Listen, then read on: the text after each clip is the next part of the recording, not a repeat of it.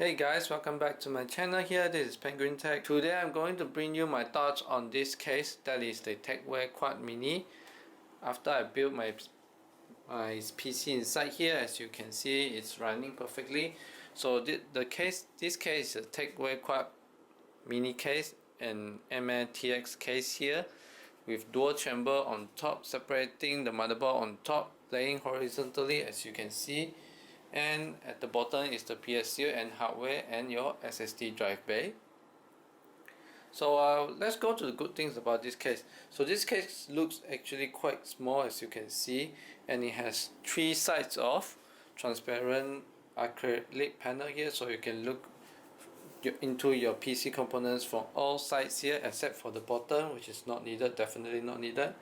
And this case definitely has a very good airflow here. As you can see, the front is totally meshed and it has a 20 cm intake fan here.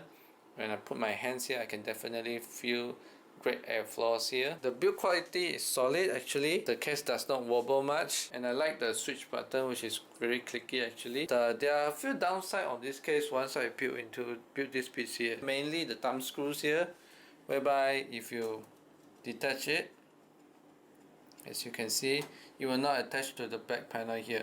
And another thing I noticed is that there's no clips on this top and bottom of this side panel at all. And so when you unscrew the last thumb screws here, the side panel will drop immediately. Let me demonstrate this for you. So as you can see, there's nothing that holds it underneath here or even the top. And as you can see inside here, we only have a hinge here and nothing on the top panel and the bottom panel here. So be careful, as sometimes when you unscrew the thumb screw, the side panel might drop away straight away. And as you can see, there's not much hinge here and here. It's only supported by this hinge here and then the screws here, which is not a great design. I guess this is cost cutting measure. Another thing I want to show you is that the acrylic panel doesn't look as nice when you have cables running over the motherboard. So as you can see, it's actually quite messy here, which doesn't looks good. So maybe, just maybe, if the acrylic panel covers up this part, it may be nicer. Looking into the inside of this case, I must say that this case doesn't actually has a lot of space inside here. And in fact, here is a non-modular PSU here, and as you can see, the cable is tucked inside. Everything is inside, very messy, and it's just about enough, and there's not much room for cable management here. If you look into here, this is the CPU power connector here, and actually it was very hard to attach it onto here due to this bracket, this fan bracket here, which is actually blocking it when I try to push it inside. So there's a little bit of hindrance when you try to install it, and I actually really don't like the design of this fan bracket here. So this fan bracket is actually for AIO or two 120mm intake fan here, so it supports up to 240mm AIO. So it's actually locked down by 4 screws here, one here, another 4 screws here. So if you install air intake fans here, it will actually draw air only from the top cutouts here, which does not have filter. The same goes here, which does not have filter, so your dust may accumulate.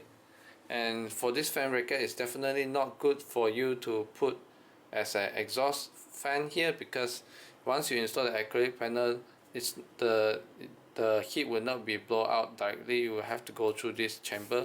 So I will suggest you to use this as a intake chamber here, and only use this fan as an exhaust fan. So if you actually want to remove this fan bracket, you actually have to remove the front panel and the top panel. Okay, so from the inside here, I have removed the top and the front panel, and before that you still have to remove this exhaust fan here. If it's slide towards this side more, and then it's more likely you have to remove it. And you also have to remove this top I/O panel here with 5 screws here, so with four screws here. So you indeed have to remove 3 more screws here, slide it through here, and then only then you can try to pull this upwards.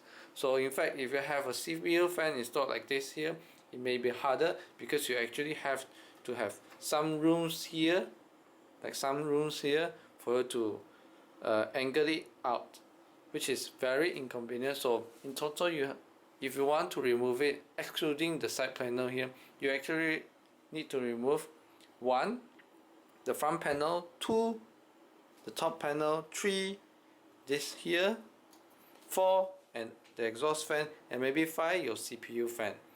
So actually, and then another concern is, I don't think there's a lot of space here. So you have to watch out for your air or pump height.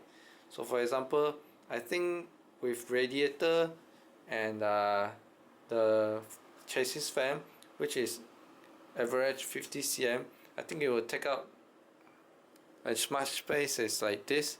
So your pump must be low enough for so that your radiator can be above it, which is not that convenient actually. So you have to take care of that. And another thing I noticed is that while you can actually install 2 120mm fan in front, and here you actually would not have any airflow on the lower chamber here. So that's another downside here. So everything including your SSD, your HD and your power supply will not have any air from this side here. And this case actually only comes with one USB 3.1 in front.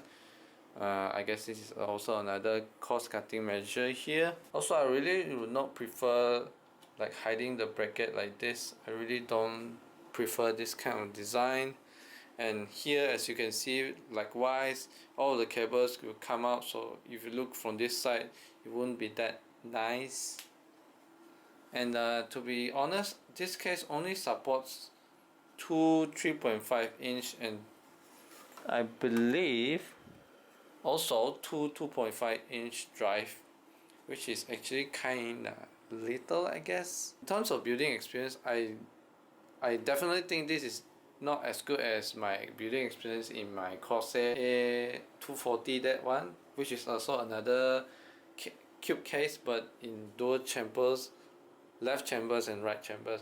I think the idea of top and bottom chamber is actually very good for you to showcase your PC components here, but the thing is that some of the things cannot be covered nicely and the cable management cannot be done, because when you have connectors connected vertically, it's quite obvious comparing if you have a dual chambers that look like this from the side and looks a lot cleaner than if you look like this, unless maybe if you put it on the floor. But given the size of this case, I don't think this kind of case is likely to be put onto floor. Price wise, it's actually quite hard to find in the market now as for new case like this, because I think this case is almost close to end of life, but you can find it in the second hand market very cheaply, I guess. But overall, for budget builder, this should do it. And that is all for my thoughts on this case. Thank you so much for watching. Remember to like and subscribe and share my videos to your friends if you find this useful, and watch my other videos regarding PC building and PC technologies. And I'll see you guys next time. Bye bye.